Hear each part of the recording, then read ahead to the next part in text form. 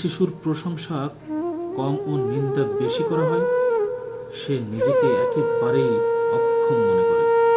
যে শিশুকে বারংবার ভয় দেখানো হয়, সে বীর থেকে ভীতু হয়ে যায়। যে শিশুকে হেয় প্রতিপন্ন করা হয়, সে নিজেকে জাহির করার জন্য মন্দ পন্থা অবলম্বন করে। যে শিশুর সামনে বড়কে অসম্মান করা হয়, সে বড়দের বেইজ্জতি করে। যে শিশুকে সর্বদা হুকুম করা হয়, সে নিজ থেকে সিদ্ধান্ত নিতে পারে না। যে শিশুকে কম স্নেহ ও বেশি শাসন করা হয়, সে অবাধ্য হয়ে যায়। এই জন্যই বলি, মনে রাখবেন, সন্তান আপনার, গড়ে তোলার দায়িত্বও কিন্তু আপনার। ট্রাই